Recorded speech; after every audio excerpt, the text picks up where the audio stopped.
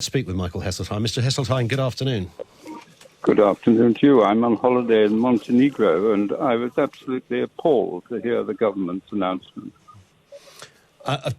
Did that make you feel more comfortable about being on holiday, or was there a point where you thought, I must jet back and somehow join in with this debate? These are obviously measures that you don't endorse. I didn't have to wait. The media were on to me very early, and normally one tries to get away and be on holiday, but this is such a constitutional outrage that I just don't feel one can stand apart and, not say what one believes. Indeed, and I would imagine, just interesting piece of serendipity, I was just watching over the weekend the Thatcher documentary which you featured on, and there was a point towards the end where you talked about being regarded as a socialist by some parts or certain quarters of your own party, which I think anybody would look at and think was a little extraordinary. But on that point, our socialist leader of the opposition, have you found yourself, curiously, agreeing with him? Well, no, really. I've said what I've said and believed what I believe long before anyone had ever heard of Jeremy Corbyn. I happen to think he's an appalling leader of the opposition, but the fact of the matter is that there is now no majority in Parliament for Brexit. And the government is frightened of Parliament because it knows it can't impose this preposterous no-deal concept. And so it's just said, all right, we'll get rid of Parliament. Well, that is an affront to British constitutional history. It is an affront to the democracy we treasure, and the world admires us for it. And I just hope that every member of Parliament in this humiliating circumstance will use every constitutional and legal device open to them to fight and resist. Isn't the problem, Michael Heseltine, that Mr. Johnson is utilising every constitutional option, and however unpopular you or others might think this is constitutionally on safe legal ground in what he's doing? Well, we'll find out whether he's on safe legal ground, because I'm sure that there will be now, even at this moment, there will be serious legal minds working out how to challenge the decision that he's made. But there's no point in mucking about. We know what he's done is indefensible. He has been talking about restoring power to the British people. He didn't say restoring power to Boris Johnson. He said to the British people, and the British people's power rests in Parliament. And how do you respond then to Brexit voters who say, not unreasonably, well, hang on a second, there were 17.4 million of us. We voted for this. Parliament has had 3 years fighting like ferrets in a sack. It's gone back and forth. There's been all manner of amendments and proposals and questions and debates. They haven't sorted it out. Finally, Boris Johnson has come along and said, look, OK, we've got to somehow break this conundrum, this deadlock. This is the only way to do it. Well, I would say two things. First of all, the referendum was narrow, and it has long since ceased to have a mandate. It was broadly based upon a lie about the benefits to the British people, which certainly don't exist. And since that time, very large numbers of elderly people who were deceived by that have died, and a younger generation has taken over. There is no majority any longer for Brexit, as the recent European election showed. But in the end, you have, in the analysis of your view about this country, we are a parliamentary democracy. And the idea that a minister, prime minister, who knows he can't win in Parliament, can simply put Parliament on one side, is asking for the most serious repercussions. But can we just brush over the way then people voted in that manner? Because you've got 650 constituencies. Over 400 voted to leave. And I know that's only one way of looking at it, but it's a fairly powerful statistic, isn't it? Well, you've only got to look at the facts of the matter. That of the people who voted to leave, they were very largely elderly people, a large number of which have died in the 3 years since the referendum. And they've been replaced by a large number of young people who voted exactly the opposite. But that isn't how, that's not how it works, Michael Heseltine, is it? Well, no, sorry. Who says it doesn't work that way? That's what the government says, because they're fixated with a narrow number of people who are terrified of Nigel Farage and who know that actually their views no longer command the majority in Parliament or in the country. But I can hear people throwing their Brexit Party manifesto at the radio listening to this, thinking, hang on, you can't say just because some people have since died, therefore it's null and void, the result of the 2016 referendum. So how long does it remain valid for? Well, one would have to assume a new government at some point in the future would wish to challenge that and then hold another referendum. Well, we had an election in which the government lost its majority, and it's now kept in power by an alliance with the DUP in Ireland, and it's now virtually lost its majority again. Look, there's only one reason why Mr. Johnson has done what he's done, and that is he's frightened of Parliament. Let's not fool ourselves. Final question, Lord Heseltine. Will Boris Johnson succeed? Your gut political instinct. You've been around for decades in various scenarios and rows and discussions domestically and internationally. This one sits, I would imagine, somewhere at the top of that list. Can Mr. Johnson get what he wants? I agree with your analysis. I fought for the Conservative Party in all the big rows of the last 30 or 40 years. And with pride and determination, I am ashamed that it is my party that is now behaving in this way. Will he win? You don't know, I don't know, no one knows. But the rules of the game are, in the end, about the essence of parliamentary democracy. Boris Johnson is trying to get through a no-deal Brexit for which no one voted 3 years ago. That wasn't on the ballot paper. But what he wants to do is to use his wafer-thin majority of one vote, the fact that he was voted as Prime Minister by 0.1% of the population, he wants to use that to drive through essentially a position that would have catastrophic effects on my constituents and on constituents around the country. And he has no mandate for that. And that is the bottom line. This was not on the ballot paper 3 years ago. And so I think it's absolutely right that MPs are trying to stand up for democracy and to say, hang on, you can't just abolish Parliament when it doesn't suit your purposes. But there is a point in the length of time this has taken, Caroline Lucas, isn't there? I mean, it's been 3 years. I just put this same point to Lord Heseltine, a rare kind of moment of political synergy where you would probably be pretty much on the same page unusually, yeah. on all of this. But you can't blame people for thinking, hang on a second, how many times has either Theresa May, Boris Johnson, various other ministers flown to Brussels? There's been another EU summit. We've heard from Barnier, we've heard from Tusk, we've had amendments, we've had Dominic Grieve whinging, we've had yourself and others making big speeches, a lot of impassioned politics going on down there in Westminster and beyond, and nothing has been solved. So something had to give, and Boris Johnson has now used what I suppose he believes to be his legal position to constitutionally take things forward, unconventional as it may be, but legal it probably is.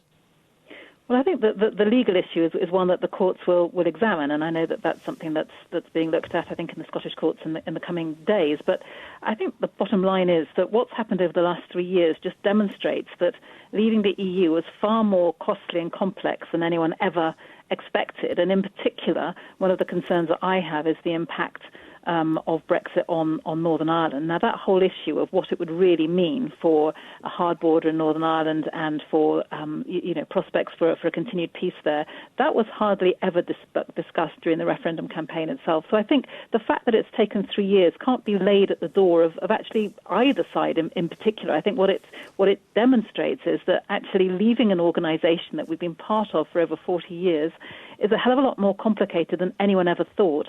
And I think it's also the case that because the Leave campaign never set out what Leave would absolutely look like, people had their own visions and definitions of what Leave is, and that's what's made it so much more complicated. You've got Leave MPs now, making it sound as if they'd always intended for it to be a no-deal Brexit, whereas that was never on the agenda. And in fact, Michael Gove just a few months ago said, and I quote, "We didn't vote to leave without a deal. That wasn't the message of the campaign I helped to lead." So if you've got someone like Michael Gove, who is currently in charge of no-deal preparations, as recently as March saying, and admitting that we didn't vote to leave without a deal, then you can understand why people are so alarmed when Boris Johnson is essentially shutting down Parliament to allow himself to do exactly that. Isn't one of the problems, though, that, and you're right, and we were trying to source some material to find where Nigel Farage had talked in 2016 about leaving without a deal. We couldn't really find it, to be honest, Caroline, because he talked about Norway and Canada and these kind of things. So you're right on that, but conversely, there is also the other issue from the Remain side that, in fact, when you guys talk about finding a good deal, what the likes of the Green Party, the Lib Dems and people like Dominic Grieve really mean is we want to stop Brexit. And that's what really sticks with people. That's what bugs people, that there was a referendum. It was Leave that won, and you guys are doing everything you can and being a little mischievous by saying, oh, actually, we just want the best deal now, when in fact your modus operandi is to stop the whole thing altogether. Well, I don't think it's any secret that I am deeply concerned about Brexit and was a Remain voter. But the way I would like to be able to see if we could stop it is not by my just waving a wand and stopping it, but by going back to the British people and saying, are you sure whatever Leave version is the current one on the table is what you voted for? So I actually want more democracy, not less democracy. And my starting point is that, one of the difficulties of this whole debate has been, as I said earlier, that no one fully defined what Brexit was. I stood alongside, Tory leavers on panels throughout that referendum campaign, people like Dan Hannan, who absolutely said, of course we'd still be part of the single market, of course we'd still be part of various institutions of the EU, whereas now that is deemed to be, utterly ludicrous. Of course we wouldn't be. Well, that wasn't clear at the time. And so it seems to me that the only way out of this would be to go back to the people and say, whether that's no deal, whether it's the Leave deal that May negotiated with some tweaks that Boris might be able to get, whatever it is, let's just check that people are happy with it, because the consequences of it are so enormous. And the Operation Yellowhammer, the name of this Whitehall report that was showing that the government's own analysis of the impacts of no deal will be really serious. Well, they would argue, of course, a worst-case scenario. A lot of Brexit voters would say, well, hang on, Caroline Lucas, this is about... It's sort of come down to that rather uncomfortable comparison of the people versus our politicians, because if you look at, what happened, we had 406 constituencies voted to leave against 240 to remain. That's 9 regions voted to leave, 3 voted to remain, 17.4 million to 6.1 million. The list goes on. Even in Labour constituencies, 148 voted to leave, 84 voted to remain. But in Parliament, that all switches around. 160 MPs voted to leave and 486 voted to remain. So you guys are out of touch with the people. I challenge that, and I would challenge it because, first of all, to kind of... But you're not challenging those figures, though, Caroline. Well, I'm challenging your interpretation of the constituencies in particular, because what really matters is the total, the total percentages. And I certainly, obviously, accept that Leave won by 52% to 48%. But the idea that X number of constituencies was that many more, it just means that that's where people happen to be concentrated and that's where they live. So I don't think that is a fair way of presenting the facts. But you're right. 3 years ago, a narrow majority of people did vote to leave. But in many, many opinion polls since then, when people have had more information, I think it's become clear that figure is changing. It's that there are different changes to different amounts, but I would argue that at least you could say that the country is split, and therefore we need to find a way forward, and to choose the most extreme way forward through this no-deal Brexit, which, as I say, is going to have catastrophic effects on people when they want to try and access medicines, for example, or for businesses in Brighton and Sussex, then I think at the very least we should just check with people that is what they wanted, because I can't see how else we are going to actually resolve this, because it is a sore festering at the heart of our democracy and the heart of our society. And the idea that somehow if we just get on and do it, just crash out on the 31st of October, then that's the end of the story. Would that it was so, but frankly, that's the beginning of a whole new story, because there'll be all of the impacts, these huge impacts from crashing out with no deal, plus the fact that, of course, at some point, we're going to have a Prime Minister who is going to want to try to have some kind of trade deal with the rest of the EU. It would be ridiculous not to. And then we're going to start this whole thing all over again. So there is, I really sympathise with people who just say, for God's sake, get it over and done with. Okay. No one wants to be talking about it. And I couldn't agree with you more. I want to be talking about health and education and the environment. And let's speak with Layla Moran, Lib Dem MP for Oxford West and Abingdon. Layla Moran, good afternoon. Hi, how are you? Good. I mean, these are extraordinary times, aren't you? I bet you didn't think you were going to be talking about this when you woke up this morning. No, I did not. I was meant to be having a sort of admin day in the office, and it certainly hasn't turned into that. Yeah. I mean, on the one hand, though, it's, yes, it is very hysterical and everyone's sort of het up about it. On the other hand, we were expecting that this was going to happen. They'd been trailing that this was going to happen for a while. So it hasn't exactly caught us up off surprise. And I suppose the question is now, well, what does it mean? I think it's worth just saying, Joe, for 1 second, this idea that he needs to have a Queen's speech to put forward, more money for education or sort out our police officers or whatever, that's just a lie. He doesn't need to do this. And so just to start by pointing out, it's probably self-evident, I would hope, to a lot of people. Boris Johnson, even right now, is telling porkies he doesn't need to do this. The reason he's doing this is because he doesn't want...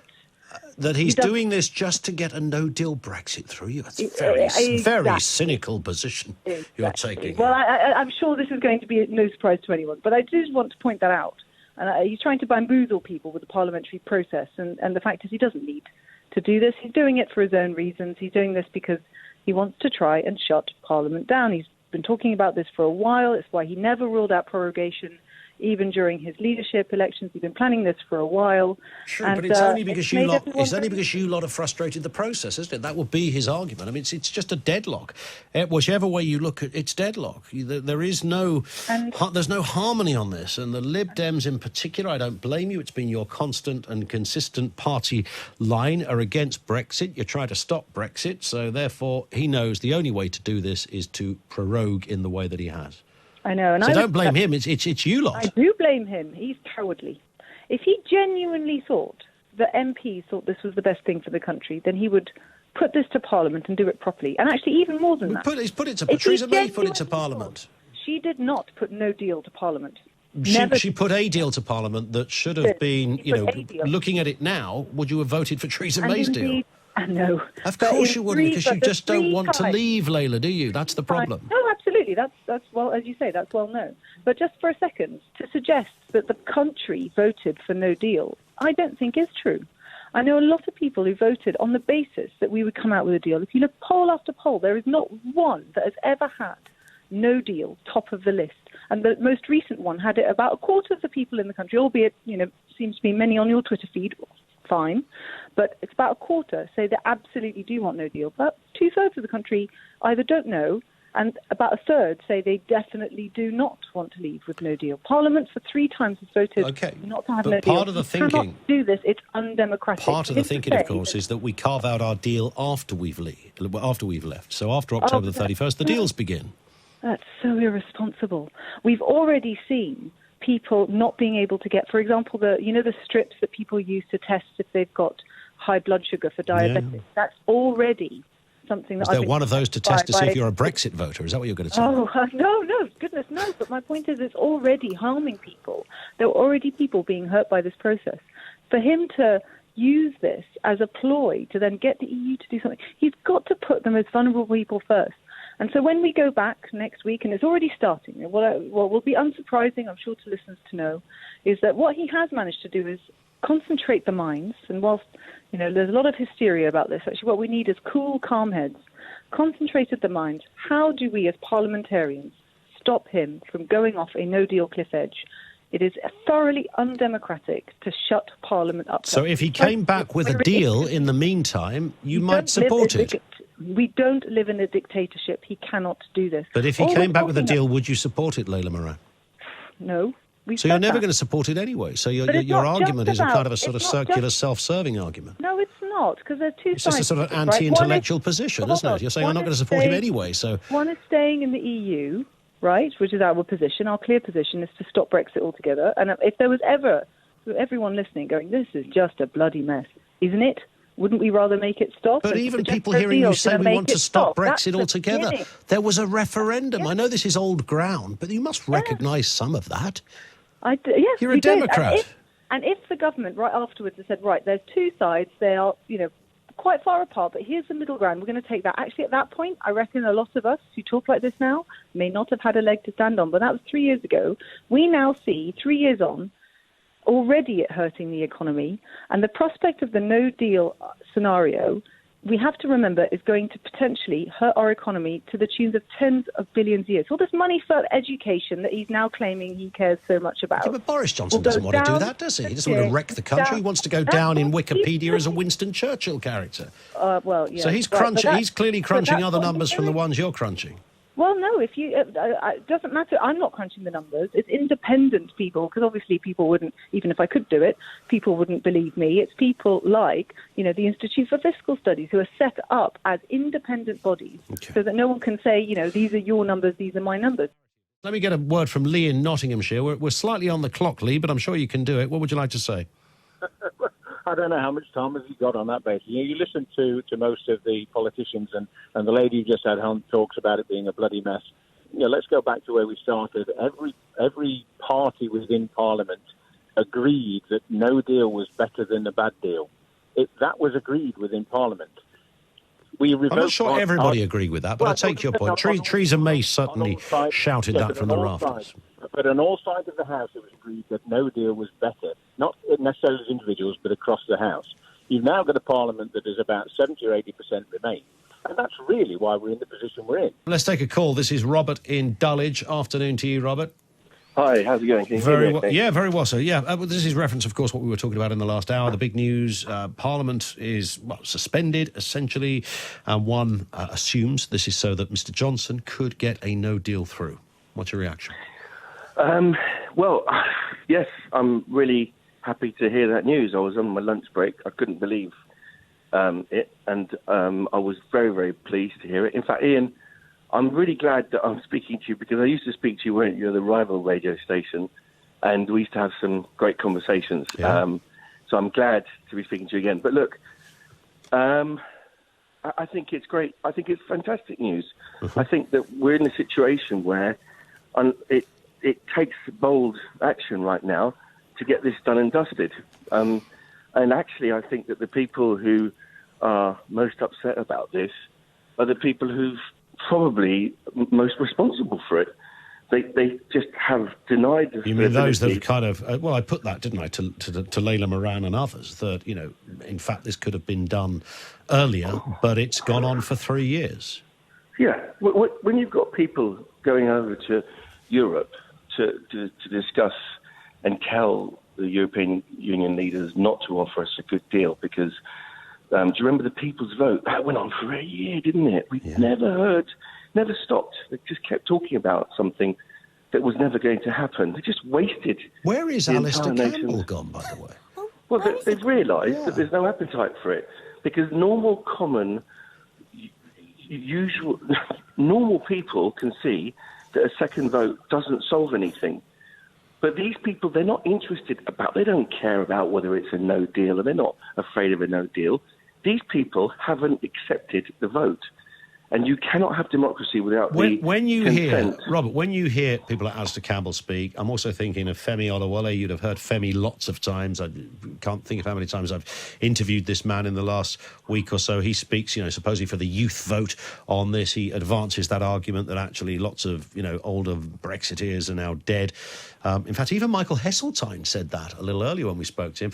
And therefore, there's a whole generation of people now that if you had the vote again, wouldn't vote in this way. Do you refute all of those arguments, Robert? Do you have any understanding of what some of the Remainers believe, that nobody could have voted for disaster, and the government's own predictions are that the worst scenario, in fairness, is fairly disastrous? Is there no point of view as a Brexit voter that looks at all of that and thinks, maybe I might have to revise my view on this? Well, actually, the answer to that is twofold. Number one, I'm happy to debate about what will happen in the future, because that's what this vote is about. Okay. And anyone who makes predictions about the future with the degree of certainty that Remainers are doing, well, that's unwise. That's simply not true. What we are talking about doing is realigning ourselves in the world to face the Far East more, because that's where the growth is going to come from. And we are a G5 economy, and we believe that we can take decisions for ourselves. I've done office moves before, right? you lose stuff. You can't find stuff straight away. There is a disruption to the proceedings. When you open a restaurant, you do not know what your taking is going to be. In fact, life is all about taking calculated risks. And if you actually go into it, like, we are still going to trade with Europe. There's still going to be good customers. There's still going to be good friends. But what we're going to do is we're going to move away from a failing bloc. Because if you look at the numbers, Ian, if you look over the last 25 years, the European Union, the Eurozone, is the slowest growing part of the economy. And actually, the Germans just had a 30-year bond auction. Guess what? It wasn't subscribed. You've got negative interest rates in Europe. So you're sensing and perhaps predicting, I don't want to put words in your mouth, Robert, that the European super trading bloc, as they perhaps like to see themselves, is on a downward spiral. Let's carry on matters Brexit. Extraordinary day. We have Boris Johnson talking about the suspension of Parliament now. This is going to happen, so get used to the idea. I found it quite extraordinary that the mood music around many Brexiters was that we want power back to our Parliament.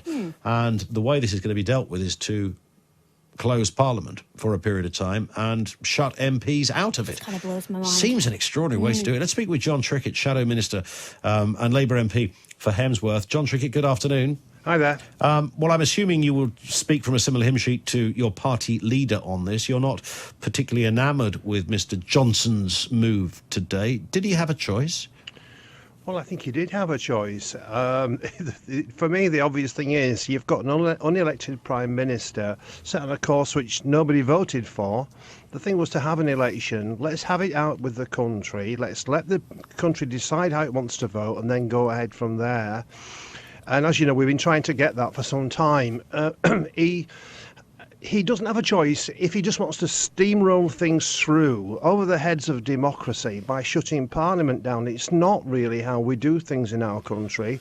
It's wrong, and I think people generally will be completely amazed. But of course, he would argue, or could argue, that actually, I mean, we've had a general election, the last one, 2017, not particularly good for the Tories, better in terms of predictions for your own party leader. But we also had a 2016 referendum, and we spent 3 years fighting, or you guys in Parliament fighting like ferrets in a sack. We've had attempts at deals. Theresa May's tried 3 times to get her withdrawal agreement through. It's not as if there hasn't been an attempt to make this work. Well, all of that's true. We did have a referendum. It made a decision. And the decision was the country wanted us to leave, but for Parliament to decide the exact terms, conditions and character and timing of all that. After all, you can't put all those questions to a referendum. So that was left with us. Now, I agree, it's taken a long time. The Tory government under Mrs May really badly mishandled all that, but of course that's all history. The situation is that they've changed the Prime Minister without an election. A few thousand people chose him, and he's set on a course which I don't think very many people voted for at all. Most people, when you say there's going to be a no-deal Brexit, their eyes glazed over. But when you say, actually, it's like jumping off a cliff, not knowing whether your parachute's going to open or not, and what kind of surface you're going to land on below, it's very difficult. Why does it have to be like that, though? I mean, the EU is not a law of physics, is it? It's a club that, okay, we've been in for nearly 50 years, but not 500 years or 5,000 years. One would have to reasonably assume that if other countries around the world could make a go of life without being in the EU, the last time I looked, China or Australia or India aren't in the EU. They seem to do okay. Yes, and it's always possible to move on, and the world does move on. But the thing is, what's happening here is we're jumping off a cliff with no safety protection. And nobody's voted for this. And now, look, all we want is Parliament to be allowed to meet to discuss these matters. Yesterday, Jeremy Corbyn met every other party leader and some people who aren't in any party at all, MPs. All of them together decided we should test the mood of the House of Commons by legislating, and then what's happened today is he's decided to stop the House from meeting because he's running scared of what the House of Commons might decide. Now look, today I understand that there's some ministers have been meeting the Queen to ask for the House to be prorogued. We've written as well. We've asked for a meeting of senior MPs outside of the government, and I've just written to the most senior civil servant an hour or two ago, asking to meet him with Jeremy Corbyn to see whether or not we can stop this ridiculous, really suppression and destruction of democracy, which we're about to see. It is quite shocking, to see this happen. But John Trickett, 148 Labour constituencies voted to leave the EU. So did mine. Well, indeed. So what do you say to your constituents? Did they get it wrong? Did they not know what they were voting for? No, I've never said that. Were they idiots, John Trickett? No, I've never said any such thing. As a matter of fact, I have an ongoing and close relationship with my constituency. They voted over 60% to leave. And I speak to them regularly. You should be applauding Boris Johnson, shouldn't you, on this basis? None of them. I haven't met any of them who have said, I voted to jump off a cliff and land with no protection at all. Of course, people are now taking it up because they think that's the only option, but there are clearly a whole range of options in front of the government. I think the referendum said to the House of Commons and to me as an MP, look, this is the direction we want the country to go in, but we want you to negotiate and to find a way forward which is not going to damage jobs. Now look, I've got two very large warehouse operations in my constituency. Huge amounts of work in people in my area is tied up with the European Union. And jumping off a cliff edge means those workers may be out of work within weeks. And that is why we think there should be a rational, informed and calm conversation in the House of Commons and with the country as a whole to see how we can proceed in a forwards direction. This is not forwards, this is downwards and outwards. It's really dangerous. Can you get a vote of no confidence going in the time that's available? There was a lot of mood music around that, and that seemed to be sort of left on the shelf yesterday, and there was other suggestions put forward when various politicians from other parties met with Mr Corbyn and co. Could that still happen? Could a vote of no confidence still take place in the timetable? Yes, it's clearly possible that a number of options still remain available to us. First of all, we want the House to meet on Friday in special session. Why shouldn't it? MPs are in recess. We could easily have a meeting on Friday to decide what's happened. We want a vote to prevent the closure of Parliament, and then we need to decide where we're going from there. I mean, look, what we said about a motion of no confidence, which would effectively bring down the government, that is quite a high preference. But there's no point having one if we lose the vote and it strengthens the current Prime Minister. So we're looking carefully at the other parties. Now, as it happens, in the last hour or so, I've seen at least one Tory MP now saying he is prepared to vote against his own government because so dangerous is the manoeuvre which Mr Johnson is now trying to achieve. And I salute his courage, and he's right to say that. Let's go to Mark in Bristol for some response on this. Afternoon to you, Mark. What are you thinking?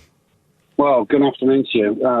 What am I thinking? Well, where can I start? For starters, the person you were interviewing a while ago, well, not that long ago, I think he was some shadow minister, someone from the Labour Party. Yeah, John Trickett. Oh, God, yeah, right, okay. Has he annoyed you, Mark? Well, slightly. Of course, every other breath is no one voted for this, no one voted for this. I did, and I would say a huge percentage of 17.4 million Did you really vote to leg it without any arrangement or conversation with the EU? Right. On the ballot paper, there was an option to stay in the EU or leave the EU. There was nothing in between. No deal. There was no deal involvement. Okay. I mean, but not unreasonably, Mark. Some people say, although it wasn't explicit and it perhaps should have been, some say that within that question, bearing in mind it was such a big question, that there was an alliance of issues that naturally came with the spirit of that question. Right. Government turned around and said, right, we can't decide. And they couldn't decide because there was a huge majority within the government that wanted to remain within the EU. Because it benefited basically them. So they couldn't make a categorical decision. So they said, right, okay, well, the public have got to make this choice. So we did. We voted leave. You can't put that 5 or 6 different questions on a ballot paper. It was just an in or out. I know this is revisiting the initial question, but just briefly, Mark, what was so bad for you in the last couple of decades that made you want to get the hell out the EU? Well, the creeping control, basically, of the EU, the fact that the EU is starting to be their own nation, which they are not. They are a group of countries. More and more countries started to lose their identity. We started to lose our identity. We started to lose our businesses, which were Our industries have been raped by the EU, absolutely raped. Why? Well, come on. Do you want me to give you the long list of? Well, just give me a very brief, abridged version as to why the EU have attacked business in the way you outlined. They haven't attacked business. What they've basically done is they've given them money and, let's say in inverted comments, grants. All right. Bear in mind the EU has no money. All the EU has is our money or money from other countries, which they've used to move those companies from our land into mainland Europe. And you know the companies as well as I do. Boris Johnson, prorogue in Parliament. It looks like we could come flying out the EU without a deal. Is that a big thumbs up? Yeah, it's a big thumbs up from me because he's actually doing what we asked him to do. And the thing is that what I call it the left-wing cause and effect. What happens is the Remain sort of left centre of our political system have been trying to conspire with the EU openly to overturn a legitimate vote, right? And to have another vote like Denmark did, have another vote like Ireland did. You got it wrong, you're making a mistake. Now, the thing about British people is the more you tell me I can't do something and it's going to be tough, the more I want to do it. And Boris is delivering exactly what he said he would do. And the left-wing cause and effect here is even clearer because he's currently between 14 and 17 points ahead in all polls as a median average, right? Which means that they can fight him, they can try and stop him and try and renege it. But if a general election was called, it looks like he'd win it, and he'd win it by some distance. So what about, though, Dan? Let me just interject a second. What about those people who say, actually... All right, go on, you carry on, and then I'll just put a slight counter to what you said. Carry on, Dan.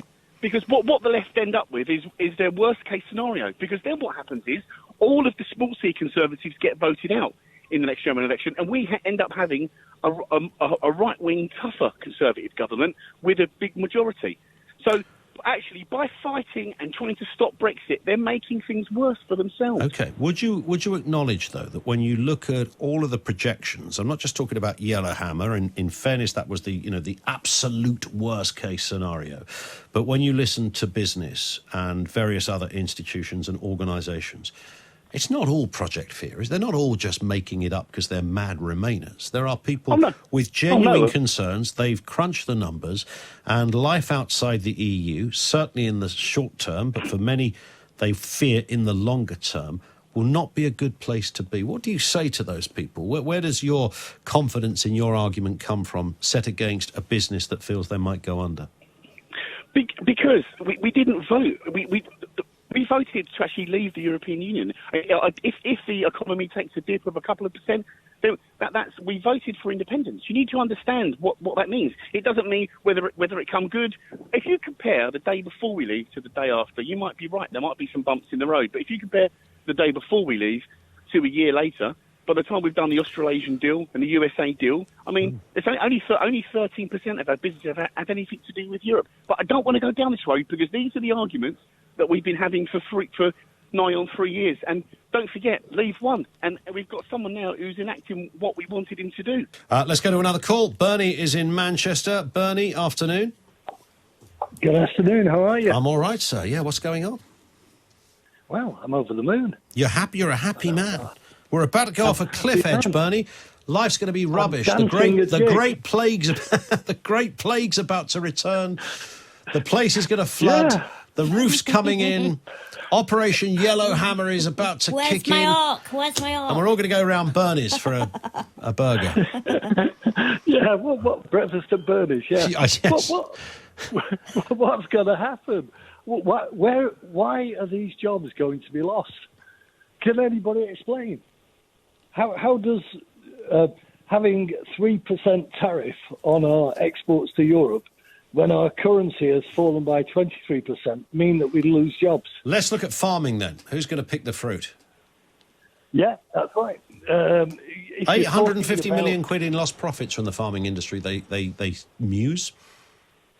Well, if you're talking about the lost jobs, which is what I was just saying, can anybody explain how no-deal Brexit loses jobs? Well, if you're reliant on foreign labour and that labour is not allowed to come to the UK, or it's made incredibly difficult for it to come to the UK through a new bureaucratic system, then you're royally stuffed when it comes to who's going to pick your broccoli and your beans. You may well be, and I'm sure that they will deal There with you go. that. You've become a Remainer in 10 seconds, Bernie. However, that doesn't mean that jobs will be lost. In fact, there'll be more jobs created. Whether people want to do those jobs is something else. They could but be, yeah. Factories won't close. If you look at our exports have been going up record amounts. But what if you end up importing really cheap stuff and it just puts lots of businesses out of work?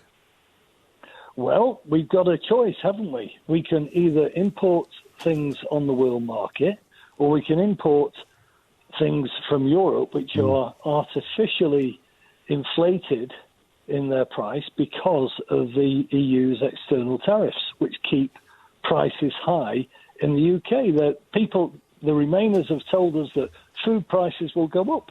Why on earth would they go up? We can buy food on the world market cheaper. So you're seeing this as almost a mischievous conspiracy theory put around by daft and naughty Remainers that the world is about to turn into some kind of Armageddon scenario?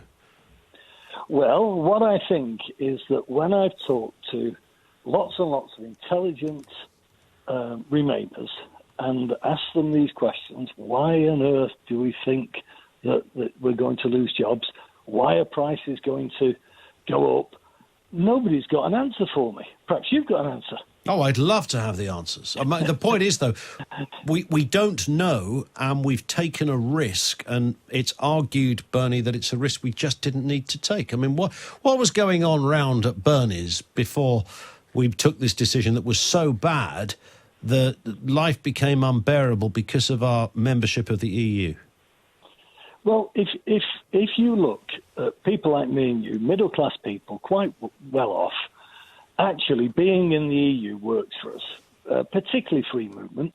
We get plumbers and carpenters cheap to do our work. We have people to clean our house. We go to nice ethnic restaurants.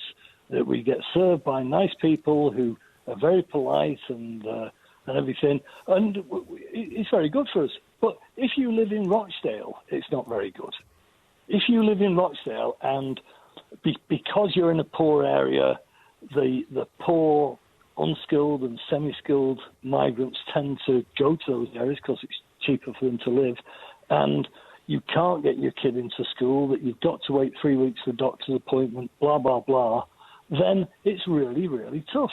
And so the Remainers have all accused these people in Rochdale, in Shirebrook or Doncaster or wherever of being a bit thick.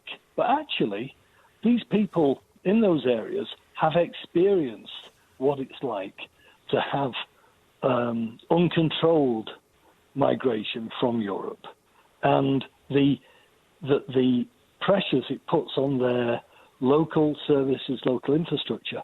They voted from their own experience. They've not been thick. The thick ones are the ones that believed George Osborne saying on the 25th of May that the world was going to collapse. Emergency budget, 800,000 people out of work, I think he said.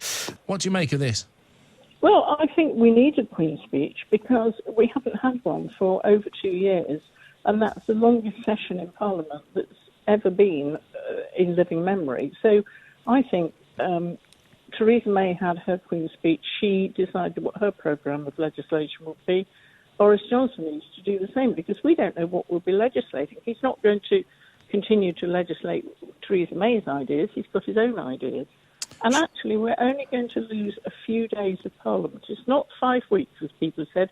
We were having nearly 4 weeks for the conference season anyway. Yeah, but you need to make an important distinction there for people, don't you? In that when conference season happens, Parliament goes into recess, it doesn't close. So business can still pass through. Well, there's nobody there to pass it, so it can't really. Well, there has to be a distinction, or otherwise there wouldn't be one. There has to be things that can happen when Parliament is in recess versus being prorogued. Otherwise, there would be no distinction. Yes, because we can be recalled if there's an emergency, and that has happened several times since I've been in Parliament. We've been recalled. So obviously when there's an emergency like that, we can. But I guess once we have prorogued waiting for the Queen's speech, we can't be, I assume. But actually the prorogation would really only take effect for October. Well, according to the notice that the Queen approved, which we've been sent, prorogation has to start no earlier than Monday the 9th and no later than Thursday the 12th of September, and that is until Monday the 14th of October. So that is nearly a month. Yes, but we were not going to be in Parliament legislating anyway or debating. There were going to be no debates, no time in the chamber. Nothing was going to happen because we were not sitting. We were in recess, and therefore we would not be legislating in that time anyway. So it's only added on a few more days.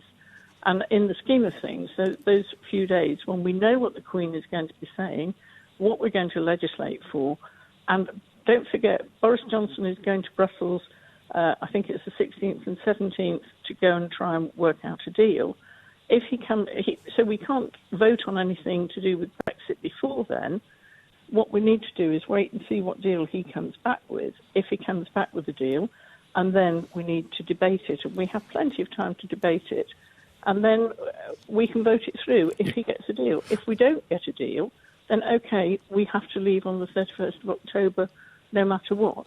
But you see, disguised in a sentence there that you said to me, we can't vote on anything before then. What you mean is you can't vote on anything that might relate to a deal with the European Union. Yeah, but if exactly. Parliament wasn't prorogued, what Parliament could vote on is a no-confidence motion against the Prime Minister, extending Article 50, or indeed a standing order motion which the Speaker could decide to add a binding vote to, and that then would spell trouble for the Prime Minister. So actually, by doing this, he's preventing democracy from challenging him on what his plan is, isn't he? No, but the people who are wanting to extend Article 50, the people that don't want a deal, the Remainers, are actually denying democracy anyway. We had democracy when we had the referendum, where overwhelmingly the public voted to leave the European Union. That's right. That's a true fact. That's a true fact. Yes, but what the public didn't vote on. What the public didn't vote on is whether they were happy to leave on a no-deal scenario, which all the cabinet warnings and all the Whitehall warnings will plunge the country into serious crisis. Shortage of medicines, shortage of food. I'm sure you've seen it all as well as I have. I have seen it all, and it's not necessarily true. And there's a lot of this Project Fear going on, and the people who don't want it to happen are spreading that rumour and making people very nervous about it. There is no need to be nervous. There may be some bumps along the road, but we will sort it out. The Secretary of State for Health has already sorted out the medicines problem. There's very little that people need to be concerned about. And could you just explain to people how that's been sorted? Because all the work is being done and will be done right up until the last minute to make sure that everything happens smoothly. Yeah, but you just said the medicines problem has been sorted. I'm asking you how it's been sorted. Well, because Matt Hancock has organised it so that if there's a problem with getting medicines in, he will fly them in, not bring them in by lorry. He will fly them in as an emergency on a plane. And, that can happen. We did have a smooth life before we went into Europe, so why can we not have a normal life afterwards? So he's got a stash of medicine, has he, that he can access, that he can get on a plane really quickly, or several planes, to bring into the country. Is that what you're telling us? What I'm saying is there should be no problem with the medicines because he's sorted out a method of getting the medicines that if we were still in Europe we would have with absolutely no trouble. But if the border, if France or whoever we're coming through, whichever port, decide to slow us down, it may be a much slower process. So what we need to do is have a quick process with a plane to fly them in, and there's no need to make a big deal of it. Well, the French wouldn't decide to slow us down. If we leave the EU, they would have to perform border checks, wouldn't they? Not necessarily, no. What else would they do then? Well, they don't have to provide border checks. We haven't said we're going to enforce many, many more border checks than we currently have. Why would it be so different? It doesn't have to be. If Brussels decides and Europe decides that they want to do these things, that is their decision. It's not something that we want to impose on other people coming here, other than the normal checks that we do now to make sure that everybody's bona fide and goods are bona fide. We need to do that. And that's all they need to do as well. Sure. Let me ask you another question, going back to the prorogation of Parliament. I heard you on a different news outlet earlier saying that this would be a welcome return to parliamentary sovereignty. I wondered, how do you equate restoring parliamentary sovereignty by cancelling it? Because we will have a Queen's speech, and what she says in her Queen's speech, we will then enact. That is sovereignty. That means we will enact the bills that Boris Johnson, as Prime Minister, and his cabinet have decided that we will put to Parliament, and then Parliament will vote on them. That's called democracy, and that's called sovereignty. So it's called democracy to close the home of democracy for 4 weeks? We would... what you don't seem to understand was Parliament was going to be closed for nearly 4 weeks anyway. We're adding on maybe 3 or 4 days, and we've still got time to legislate for Brexit, whether with a deal or without a deal. We've still got that opportunity. So it's not very different. It's a few days. Why is everybody getting so steamed up about a few days? We weren't going to be legislating. Parliament was going to be closed, and we were not going to be sitting in the chamber legislating for those nearly 4 weeks. Well, let me suggest to you why people are getting het up about it, and then get your reaction to that, if I may. Because prorogation of Parliament happens pretty much once a year, doesn't it? Usually in the autumn, but usually only for a few days, right? Yeah.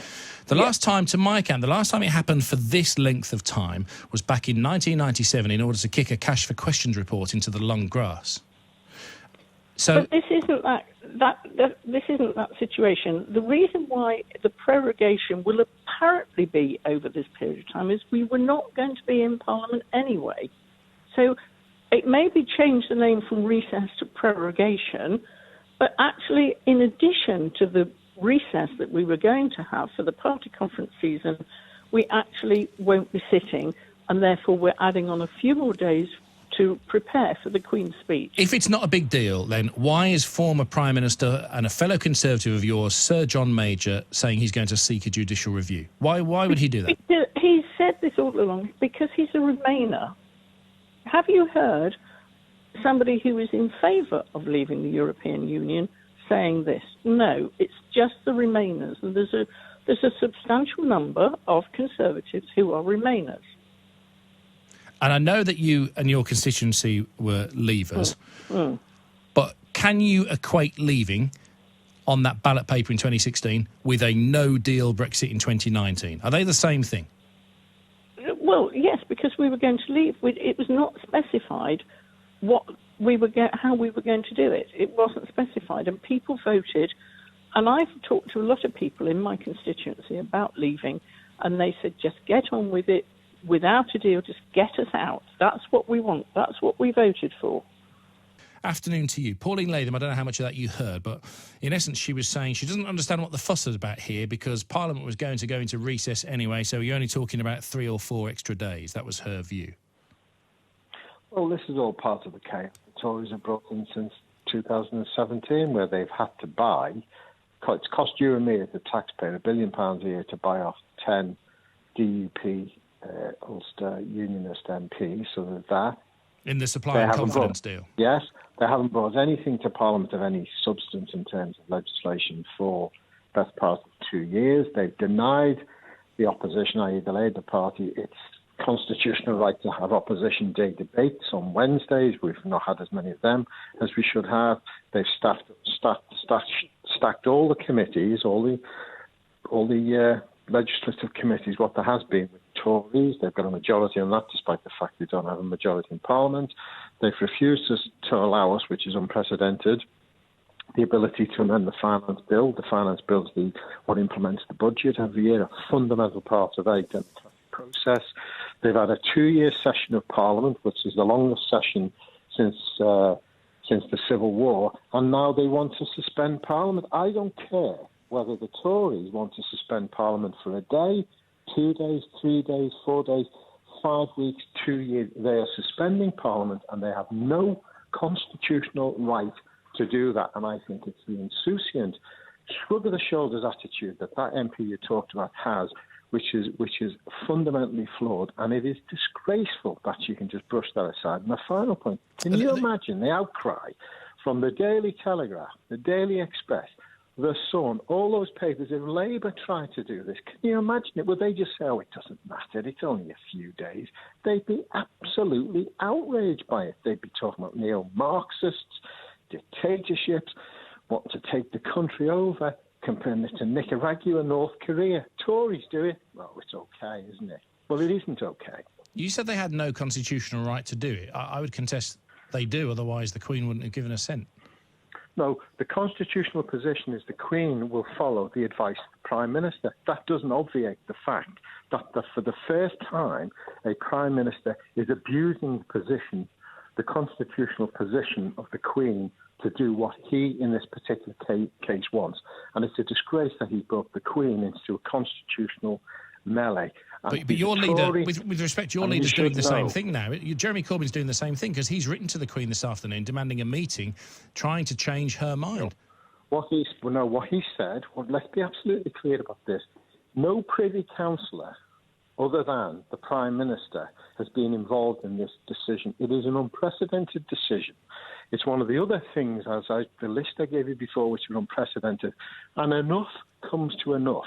And if he wants to bring the Queen into this dispute, Privy Councillors, other Privy Councillors like Jeremy Corbyn, John McDonnell, all the other leaders, lots of Dominic Grieve, a whole load of the other Privy Councillors are perfectly entitled to say, this is unprecedented. Now, all I would say, and I'll repeat, if a Labour government tried to do this, there would be absolute outrage in the media. The Express, the Sun, the Telegraph, all those right-wing papers would be calling for people on the streets. Just clarify the position on the Privy Council for people, because I'm not sure how many people are aware of what it is, because there are over 700 members, aren't there? Are you saying that they could still stop it? No, what I'm trying to say is that when you take unprecedented decisions like this, you involve Privy Councillors, the leader of the opposition, the leader of the Liberal Democrats, other senior people, maybe the so-called father of the House, Kenneth Clarke. You'll involve a whole load of other people involved in this to say, this is an emergency. We have to take action because it's an emergency. We need to suspend Parliament. Parliament wasn't even suspended during the Blitz. Let's put it into this context. Parliament has never been suspended in these circumstances before. And if you go down that path, you've got to get the consensus of Parliament to do it in these circumstances. And Boris Johnson has chosen not to do that, and that is dangerous. It is dangerous for the country to go down the path of suspending Parliament. For one man to suspend Parliament, Charles I tried to do it. Well, he sent the Lord President of the Privy Council, Jacob Rees-Mogg, to Balmoral, didn't he? Well, yes, but that's a member of the Privy Council. I think the point I'm trying to make is you don't suspend Parliament in extraordinary circumstances without the consent of Parliament, or without the consent and the consensus of a wider group of people, and he's not chosen to do that. And I think this is typical. This is why we're in the situation we're in. Theresa May lost the election, in effect, in 2017 and didn't speak to anybody at all about the Brexit situation. She wouldn't talk to other political parties. And we're in the situation we are because the Tories pretend to be the constitutionalists, but in fact they're the anti-democrats. They're the ones who treat Parliament with contempt. And the final point on this particular issue, they were telling us they wanted to bring control back to Parliament. That's why we want to leave the European Union, because they wanted to bring control back to Parliament. And what's their way of doing that? Suspending the very organisation, the very body that they said they were here to protect. And that is, quite frankly, a democratic disgrace. But we also don't you and your party need to be honest about why we are where we are, because as you rightly mentioned about Theresa May, equally on your side of the house, you haven't had the numbers either, have you? Well, in those circumstances, that's where you have to try to get some sort of consensus. And what Theresa May did is said, although I've not won the election, I'm going to go off and I'm going to do all these negotiations. I'm not going to involve any of the other political parties in this. Whoever those political parties are, Liberal Democrats, Tories, Scots and that, doesn't really matter. She didn't even involve half of her own party in those discussions. So having done that, we're in the situation we're in because she didn't seek in any way to get some sort of consensus. So we had the referendum 52-48. She then calls a general election, thinks she's going to romp home, and she doesn't. The strong and stable government fall by the wayside, it becomes weak and wobbly. I'm not saying, and I haven't got to the situation where, having lost the election de facto, or certainly having won it, what would have you done? You would have said, right, just let me take a step back on this one. We've had a referendum. We've had an election that I thought I was going to romp home. I haven't. Right, should we talk to other parties? Should we try to get consensus? No. She just ploughs on regardless. And that's why we're in the situation we're in. Explain to me what options are left to your party with effectively, with next week, really, isn't it? Parliament resumes Tuesday. So what are you going to do between Tuesday and it closing? Well, what we've got to do is we've got to try and convince, frankly, a load of Tories who may have some sort of conscience, who may well actually say Parliament is sovereign, and if Parliament is sovereign, Parliament has got to be able to make its own decision. So put that vote to the House of Commons. Say to the House of Commons, if we want to prorogue, as we call it, or suspend ourselves for a week, 2 weeks, 3 weeks, why don't we have a vote about that? But they don't have to do that, do they? But they don't have to do that. No. But that's the whole point. So if they don't do that, if they don't do that, what I'm asking you, what other tools do you have available to you? Well, the way the government won't even let us get to that particular position. So we've got to force a vote in the House of Commons potentially to say we're not putting up with the proroguing or the suspension of Parliament without Parliament's consent. Now, we've got to make the case to a whole lot of Tories. Many of them, I suspect 100, 200 of them, are pretty honourable people. And I suspect once they realise the seriousness of this and this constitutional impasse, once they realise the seriousness and the precedent and the implications of this, I think an awful lot of them will just take a step back and Parliament won't be suspended. But that involves them then, perhaps not on that mode, but certainly on a no-confidence motion. What we've been told is that there are a number of Conservatives who would support you in principle, but they won't support you if the de facto option is Jeremy Corbyn then becoming caretaker. Well, there are different issues, aren't there? There's an issue of vote of no confidence in government. That's one fact that they may or may not support. There's another one where Parliament decides it doesn't want to prorogue, and we've got to get some sort of mechanism for the House of Commons to stop that happening. But in a position where you've got a government in power that's only got a majority of one, Jeremy Corbyn is causing you, I would put to you, a problem because he's stopping MPs defecting to support you. No, I don't think that's the case, because the other aspect, you asked me what are the alternatives. Another alternative is the potential to go to the courts. This is so unprecedented, it is so unconstitutional that the courts we may have to go to the court and get the courts to step into this as well. And certainly Sir John Major's considering that, isn't he? But do you have time? Well, look, this is so important. We've got to make time. That's the issue. It is so important. This is fundamental. This is a fundamental issue that we've got to make time to stop. We've got to make time to stop the Mother of Parliament, one of the oldest parliaments in the world, being suspended by one man deciding he doesn't want Parliament to sit. If this was in another country, we'd be absolutely outraged. Can you imagine the President of the United States suspending Congress? Can you imagine the French President? There is one other option, Peter. There is one other option I'd like to put to you. There's one other option that has been mentioned on this programme this week by a number of MPs, which is that despite Parliament being suspended, you could all meet in another building, maybe Church House, and you could still do parliamentary business. Is that true? Well, I don't know whether that's true or not, because Parliament is a place you sit. Parliament is a place. It isn't a building. Parliament is an assembly of people in a particular position. So Parliament in the past has sat in Westminster Hall. If Parliament needed to, let's say the House of Commons became completely uninhabitable because of the condition of it, we as Parliament could go and sit wherever we wanted. But could you do that if it's prorogued? Well, I don't know what the absolute constitutional position of that is. What I'm trying to say is that we have got to put up a fight against one man, Boris Johnson, who's been the Prime Minister for 5 minutes, actually proroguing, suspending Parliament. Forget all the big words like proroguing. He's closing down Parliament. Who would have believed in Britain, in the United Kingdom, where we have the Mother of Parliament, one man who's been in the job for 5 minutes and isn't fit to be in that particular position, could close down Parliament? Who would have thought it? What's your reaction to Boris Johnson taking this to Her Majesty and effectively gaining her permission to prorogue Parliament? Well, first of all, the Queen's constitutional role is, when it comes to political matters, to take advice from ministers, and in particular the Prime Minister. It's a big thing for him to do this, because you've seen from the reaction of other political leaders that they do see this as bringing the Queen into the political arena. And I see it as the act of somebody who's feeling very threatened and panicky. I don't think this comes from strength at all. I think it comes from weakness. And this whole wretched Brexit debate was meant to be about, taking back control, parliamentary sovereignty. And you've now got a situation where he's scared of putting it to the people, which is why he's so absolutely dead set against the idea of a referendum.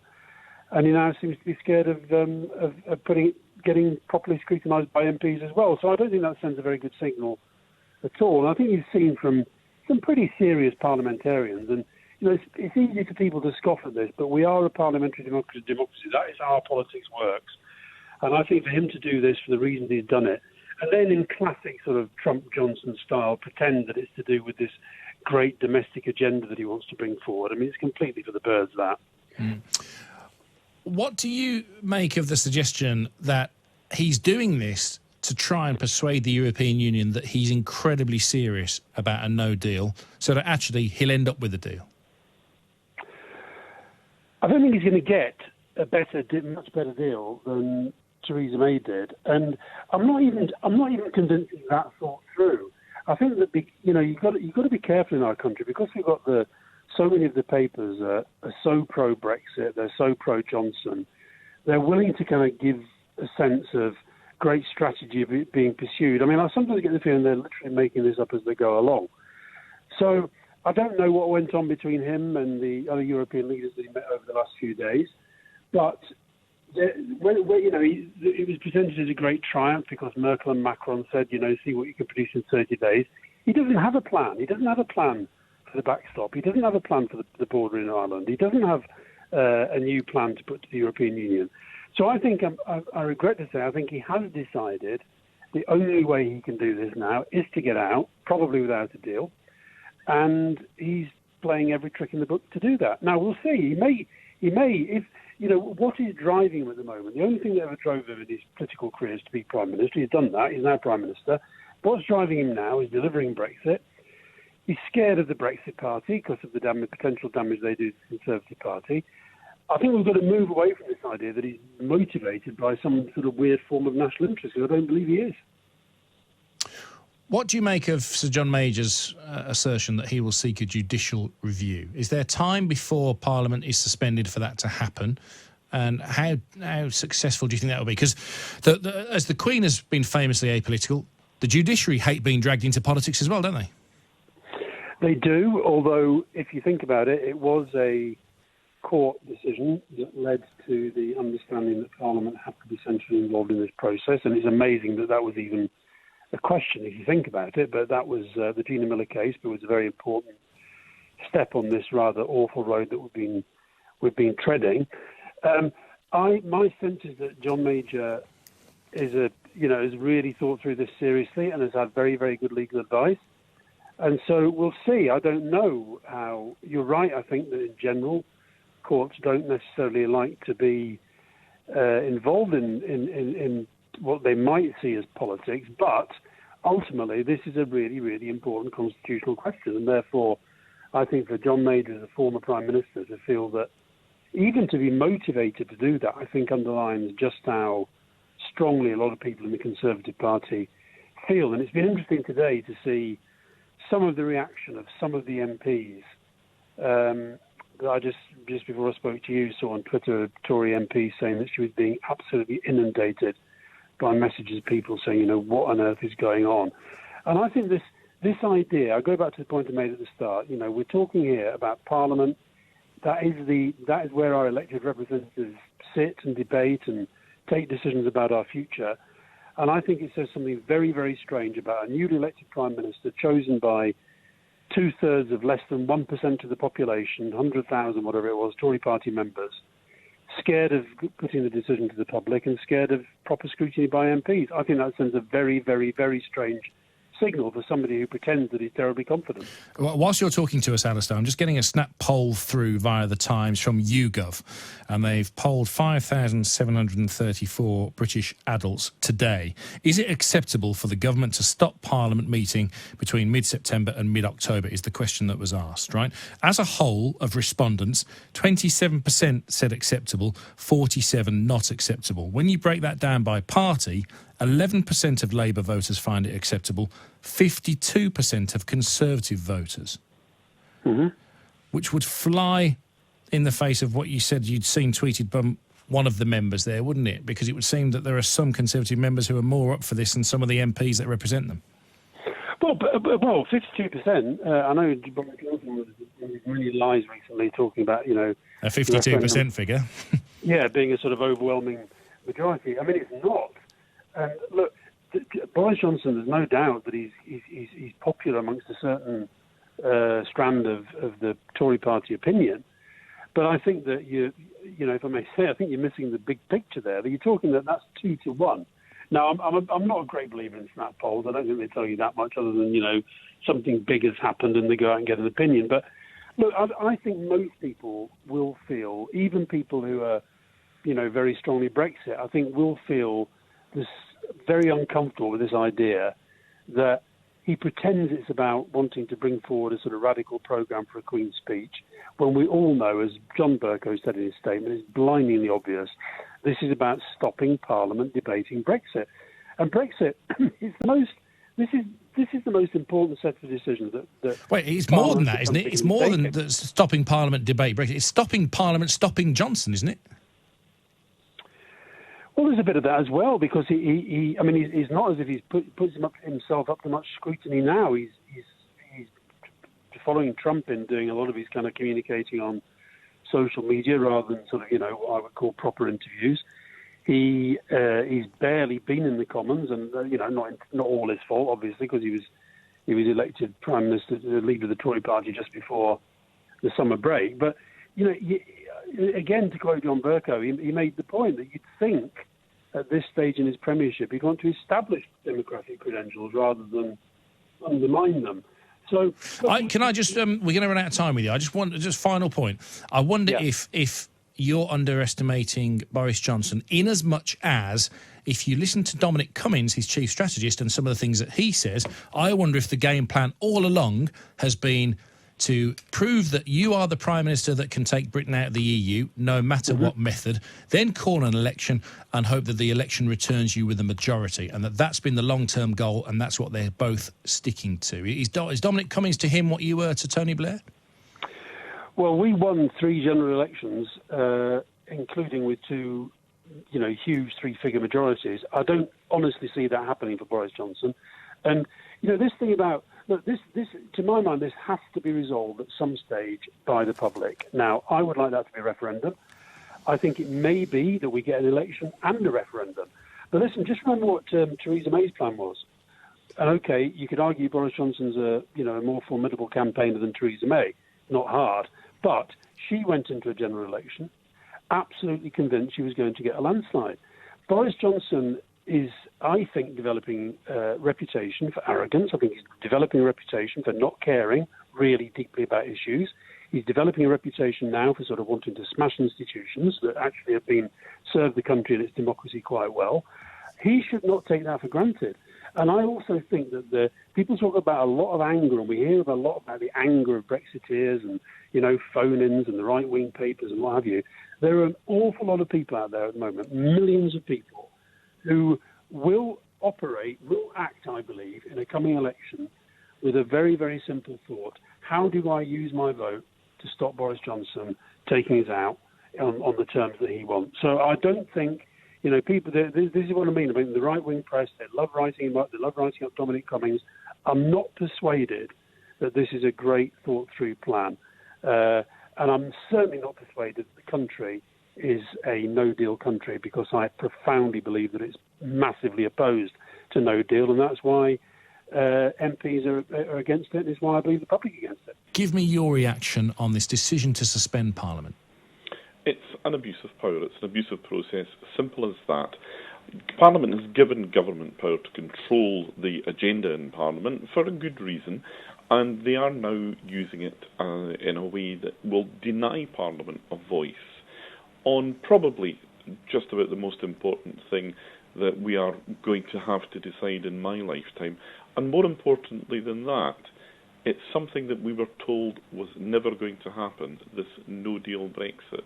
And you know that this should be done by a Prime Minister who was given that job by an electorate of fewer than 150,000 people. It really does challenge what it means to have a parliamentary democracy. Yeah, I mean, I would slightly challenge the notion that we were told we'd never have a no deal, because right from the off, Theresa May's catchphrase was no deal's better than a bad deal, wasn't it? Well, Theresa May, of course, is now political history, but this is what we've been told all along. You know, we've been told we don't want a deal. We don't want no deal. We want to have the deal. You know, the government have fundamentally changed the terms of trade on this issue, and they are afraid. I think this shows Boris Johnson as a weak Prime Minister today. He's afraid to take on the argument in Parliament because he knows he'll lose the argument and he'll lose the vote.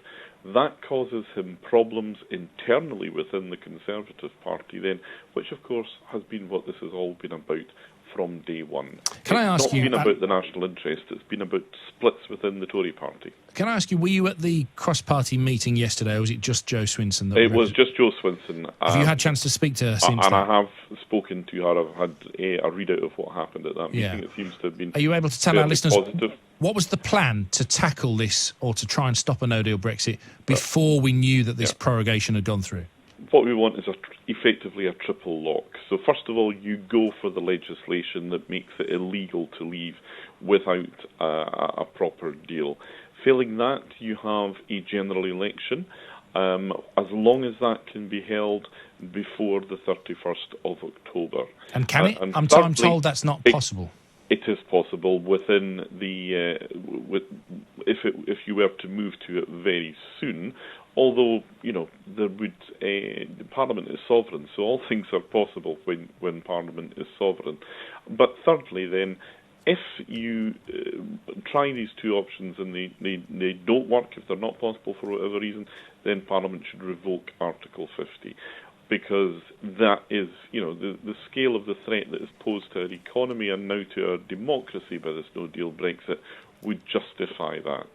Now, just your memory's probably better than mine. Wasn't Parliament already asked to vote on revoking Article 50 and it didn't, or certainly it was an amendment that was put forward, wasn't it, and didn't get anywhere? It was what they called one of the indicative votes. Yes, that's right. And yes, at that point there was not support, but you know, that was a very different point in this whole debate. And you see the way in which this has moved on so dramatically today. You don't, I think, in these circumstances say, well, you know, we tried that and it didn't work, so we'll just not bother with it again. You know, these are exceptional times. Exceptional times call for exceptional measures. And if that's necessary, then that's what would have to be necessary. How do you, when you're not in government, how do you propose legislation to block this? Is it a standing order? Because at the moment they're not binding, are they? It's very difficult if you're not in opposition. Sorry, if you're in opposition and not in government. And you basically have to be a bit creative and a bit inventive with the order paper, as we have seen in recent months. And I think that creativity will have to continue. I think when we're at the end of all this, we will need to have a long, hard look about how Parliament does its business. And I think the idea that Parliament allows government simply to control the parliamentary timetable in the way that they have done is no longer sustainable if governments clearly cannot be trusted to use that power responsibly. What would you say to a number of Leave voters who are getting in touch with Talk Radio today to effectively accuse opposition parties of standing in the way of delivering what those people voted for? What I would say is that in 2016, we had a vote to leave. So we had a vote for a departure, but we didn't have a clear destination. If you think back to this, Michael Gove and Boris Johnson both headed up that Leave campaign. When they were asked about it in Parliament, Michael Gove said that Theresa May's deal was a faithful enactment of that vote in 2016. Boris Johnson said that it was not. Now, in these circumstances where it is so unclear, the only way that you will deal with it, I think, is by having a vote on whatever that deal is going to be, or indeed, if it is to be no deal. This is a process that was started by a vote of the people. It is pretty clear now that it will ultimately have to be concluded by a vote of the people. I mean, going back to the legislation option for opposition parties, it would seem Speaker Bercow is on your side. In his statement today, he calls this a constitutional outrage. Yeah, and he's right about that. And it's a quite remarkable fact that the Speaker of the House of Commons is put in a position where he has to make statements of that sort. So, yes, I hope that the Speaker would be prepared to take a fairly generous interpretation of standing orders.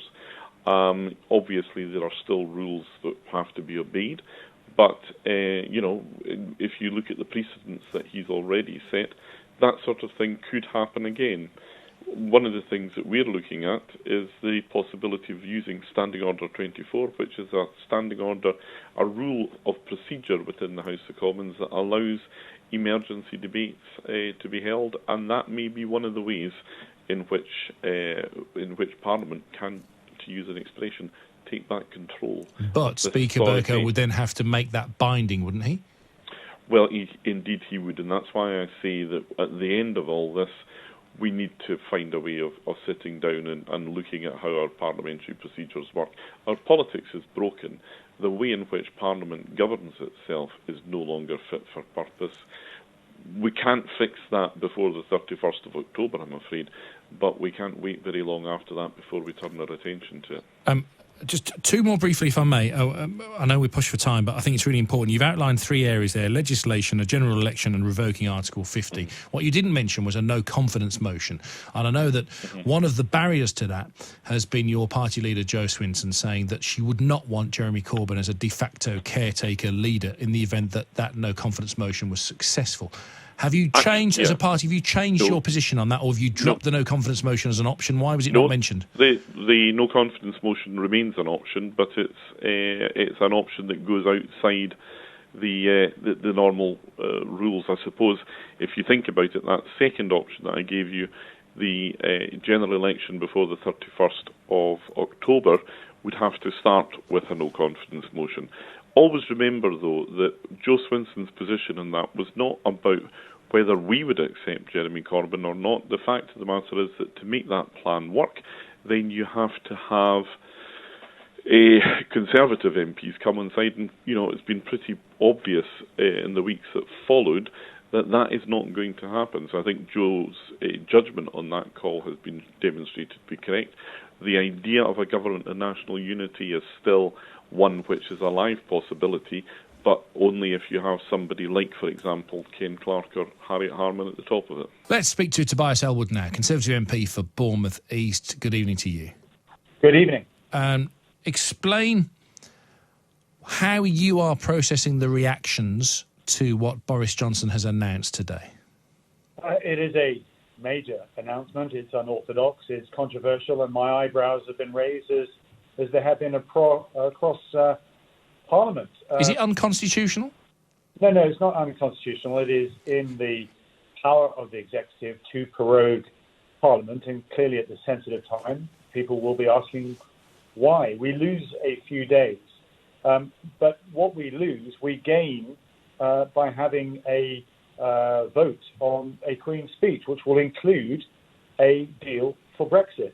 And that's actually quite significant.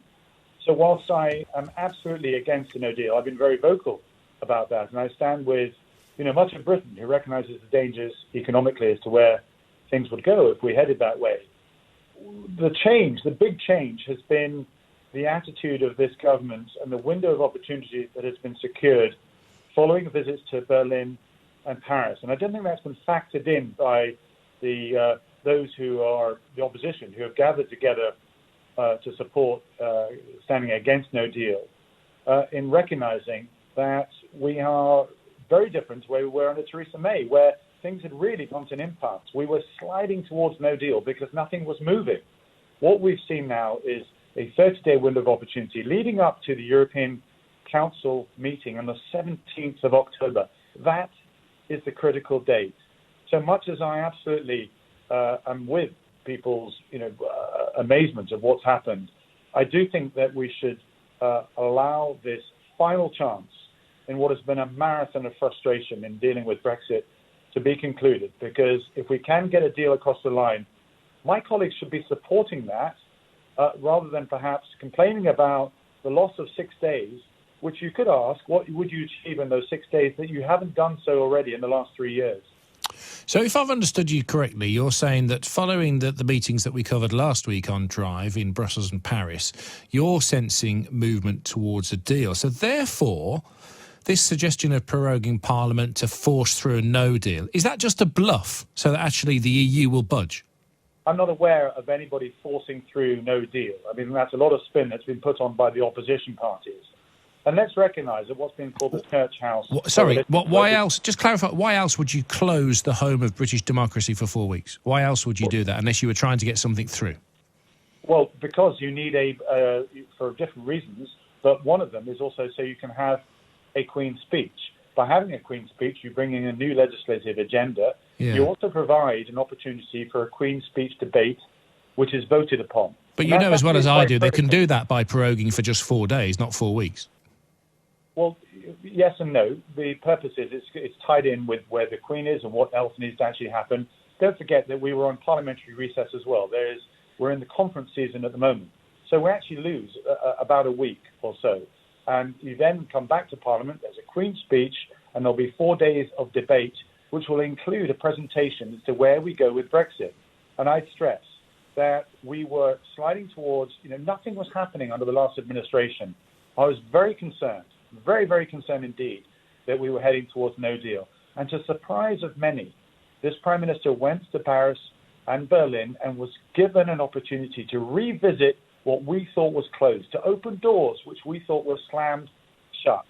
And what I would like to see is the utilization of this time period to look at the one piece of the jigsaw which is preventing us from getting this deal across the line, and that's the backstop.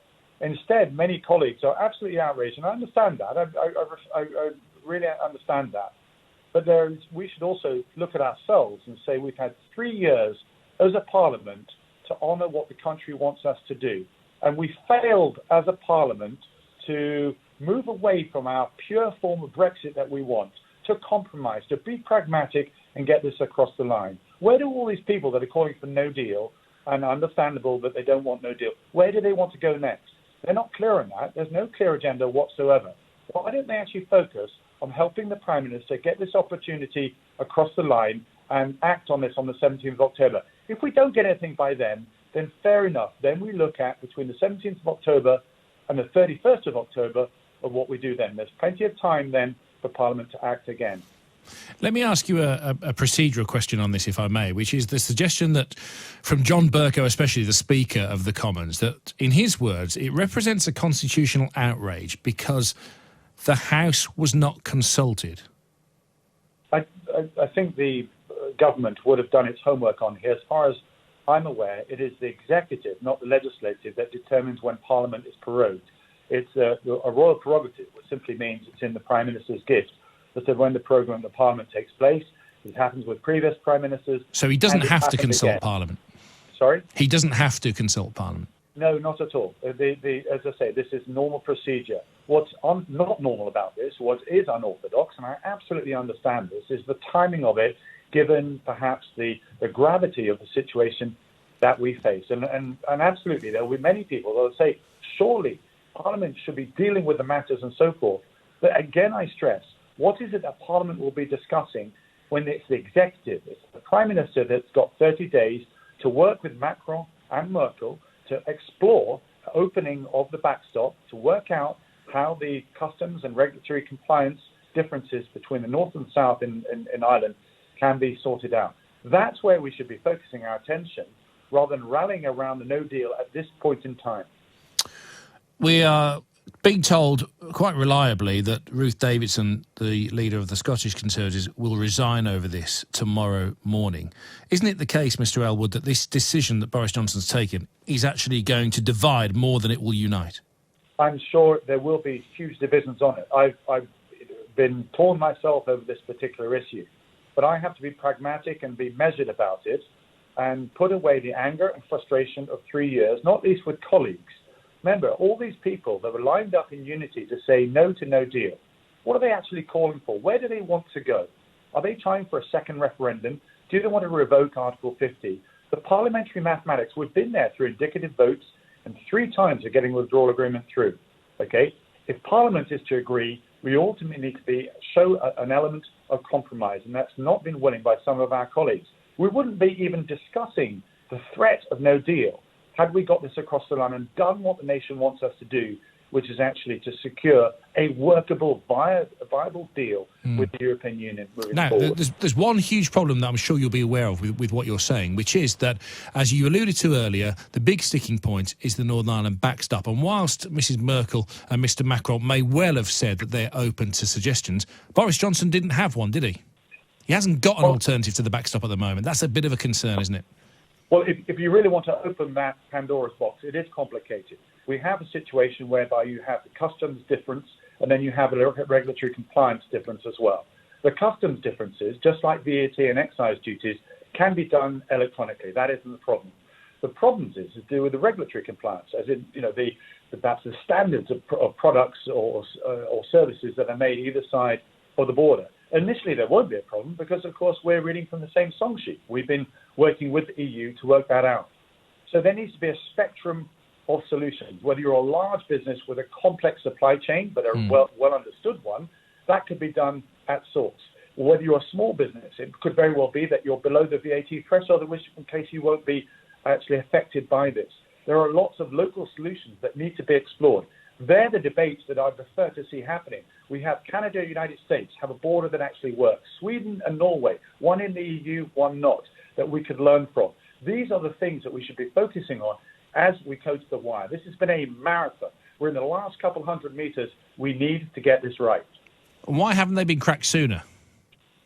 Partly because of inertia, partly because, we have to face it, that under the last administration, we lost energy. We lost the DUP support. You need to keep your coalition partners on board.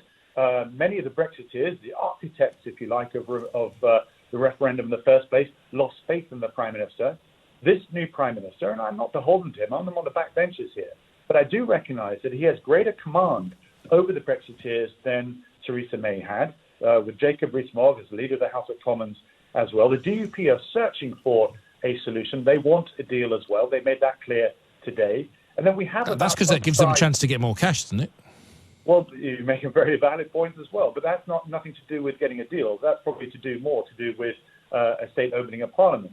But of course, I predict that as soon as we get Brexit out of the way, if we have a measurable, workable solution, there will be a general election quite soon after that. Because simply the parliamentary mathematics is preventing us from moving forward and providing legislation which would allow us to fight crime or promote the NHS or invest in our infrastructure. We can't get those through unless we have a general election and press that reset button. But that can only happen once we conclude Brexit. Here we're going to speak to Drew Hendry from the SNP. He's the MP for Inverness, Nairn, Badenoch and Strathspey.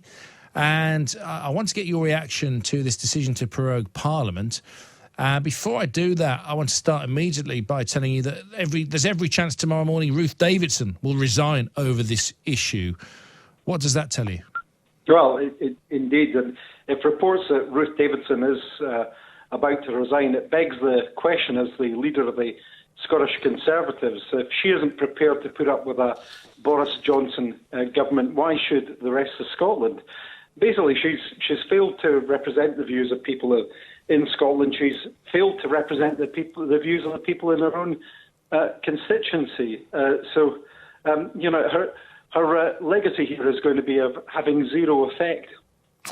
I've had two Conservative MPs on today, and it's fair to say that they're probably not closely aligned in terms of opinion. However, both said to me that because Parliament was going into recess anyway because of conference season, you're really only losing 3 or 4 days of business time. What would you have done in those 3 or 4 days was their point. Have you got an answer to that?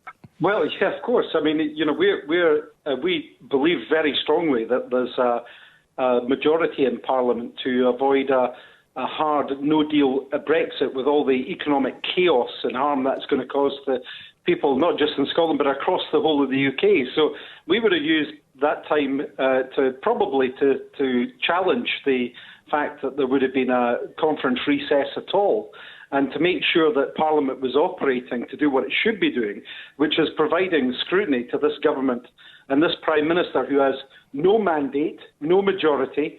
It wasn't voted in by Parliament nor the public, and is now behaving like a dictator, frankly. How would you have done that then? I mean, I know that you just said there you'd have tried to challenge the notion of Parliament going into recess for the conferences. Once you've done that, there has to be a vote to approve the parliamentary recess. Right. And it's quite possible that, in fact, I think it's highly likely, given how many MPs actually sent a letter in calling for a recall, including myself, a recall of Parliament during this recess. I think it's very, very likely that we would have had that recess removed from the calendar, and we would have spent that time. But it's gone now, hasn't it, Drew? It's gone. It's done. Well, because of this outrageous act to stifle parliamentary democracy. What I'm really interested in is what's your next move. You see, what is your next move? How can you utilise next week in Parliament? Well, it was always going to be challenging, but of course this has been a cynical move to try and restrict the amount of time that parliamentarians have got to do their job, and it really is, the end of democracy in the UK if he gets away with this. But we will try every measure. At the moment, there is a court challenge going through the Scottish courts, which may be the only saviour. To stop a no-deal Brexit, and that's been brought forward, I understand, so that can be heard before next week is up. And we'll be doing everything we can to use now what is the very limited parliamentary time to see what we can do to stop this democratic outrage going any further. It really is beyond the pale. Are you able to explain a bit more about the legal basis for that Scottish court challenge? Well, the Court of Session is actually in operation at the moment, unlike the English courts. So the High Court, I should say, the Supreme Court. So therefore, in the Court of Session, there has been a challenge brought forward by around about 75 MPs to challenge the proposition of a no-deal Brexit, a crashing out on that. So we'll wait to see if that is able to be brought forward and if that is successful. But we are going to do everything we can to stop Boris Johnson taking all of us over this cliff edge. And if that is successful, where does that leave Scotland in relation to the rest of the United Kingdom? Well, I think what you can see very clearly just now is that people in Scotland are aghast. We voted overwhelmingly against Brexit in the first place, and all the opinion polls show that position is actually hardened just now. But people have been looking at this disaster, this chaotic mess that Westminster has become, and they've seen today the final straw with this outrageous act that is really cancelling out any opportunity for UK democracy. And they're looking at it now and saying that Scotland must have a choice of a different path, and I think they'll get that very soon. A lot more people are now saying that the best way forward for Scotland is for us to take our place as an independent country and to make the decisions about the people for the people here in Scotland. A lot of people saying that. Are those all SNP people? Because that's been your goal all along, hasn't it? The last opinion poll that was out showed a majority for independence across the people of Scotland. I have people of all different political persuasions telling me at the moment, because of the situation, it's brought the issue into sharp relief, the way that Scotland has been ignored, not just in the vote, but the way the Scottish Government, the Scottish Parliament, where every party except the Tories, said that they couldn't go forward without permission of the Scottish Parliament in terms of taking us out with a no deal and the kind of Brexit that they're looking at just now. And that's been roundly ignored, as have all of Scotland's representatives and MP representatives, with the exception of a couple of Tories again. It's just been an outrageous spectacle for people to be able to view in here in Scotland. And more people across the political spectrum are saying that it's not good enough anymore.